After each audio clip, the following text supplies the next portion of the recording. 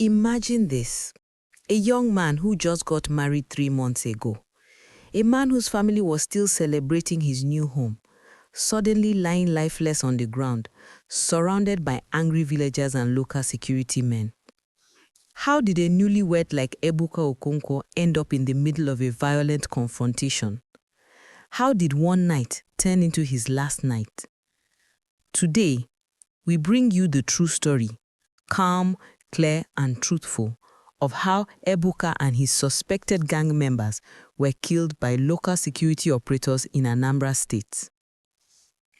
Our story takes place in Oraukwu, a peaceful and hardworking community in Anambra State. It is the kind of place where people wake up early, take care of their families and mind their business.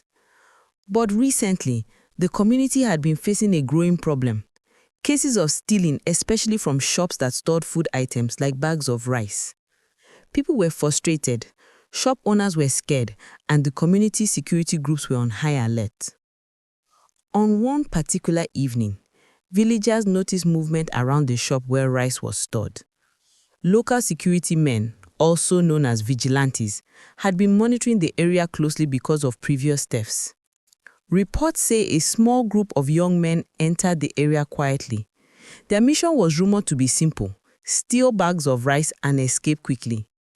Among them was Ebuka Okonkwo, a newly married man.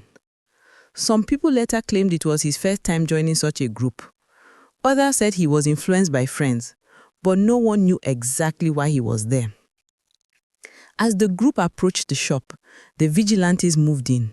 They positioned themselves around the area determined to stop any theft. When the suspected group noticed the security men, panic followed. Some tried to run, some froze, and within seconds, everything became chaotic.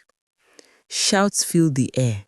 The vigilantes ordered the boys to stop, but the moment was tense and fear took over.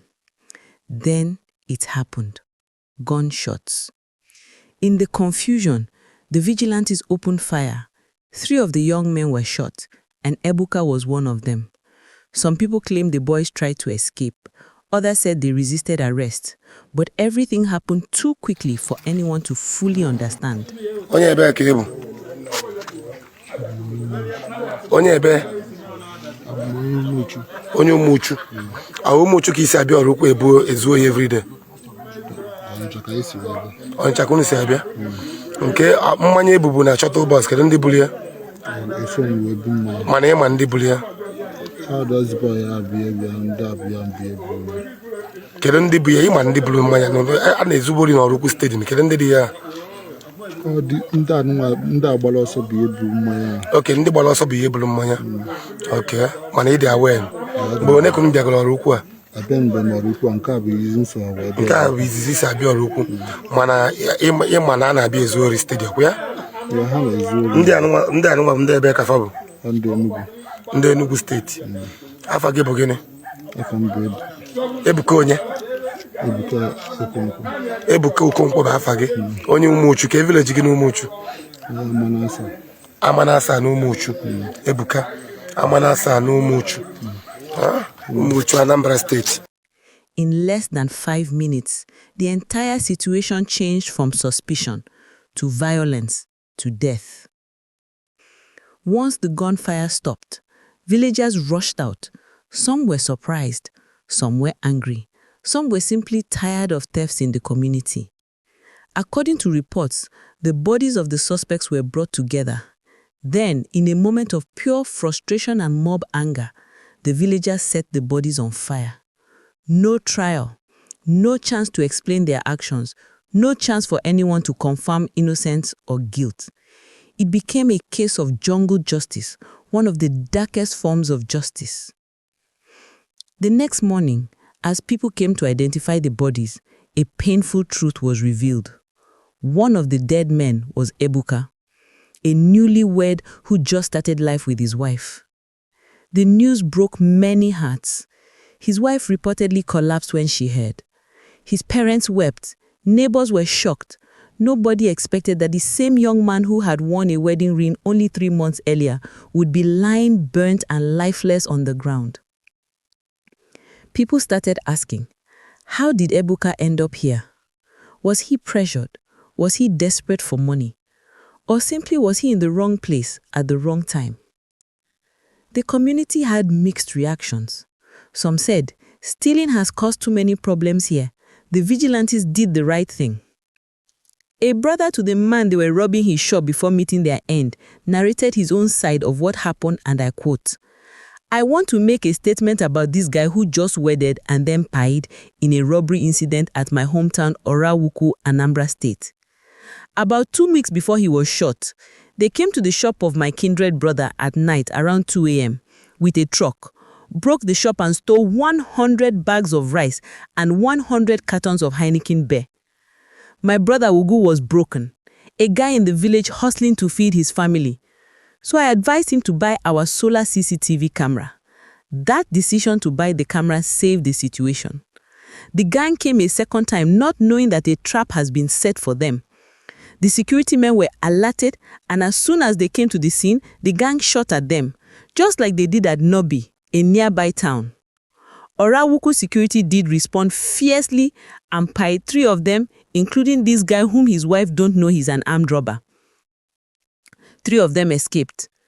I have no pity for his death. I only pity the wife, who became a widow 3 weeks after marriage. This truth must be told that he is an armed robber, not a mere hungry young man. My advice to you ladies is that all that glitters is not gold." Others said, no matter the crime, burning human beings is not the answer. Some blamed peer pressure among young men.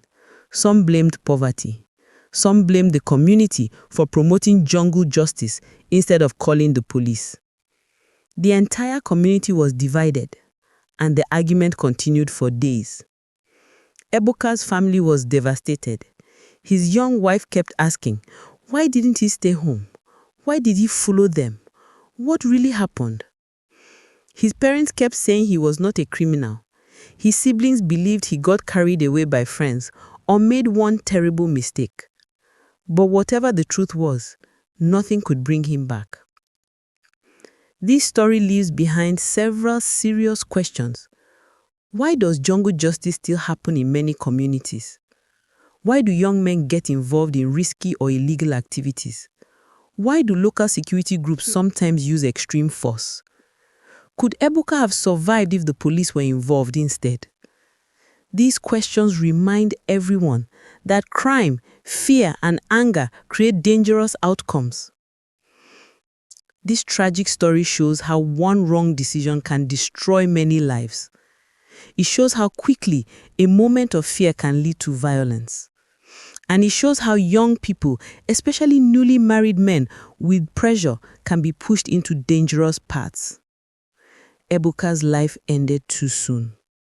His wife became a widow too early. His parents lost their son forever, and the community continues to struggle between order and anger. Thank you for watching this report.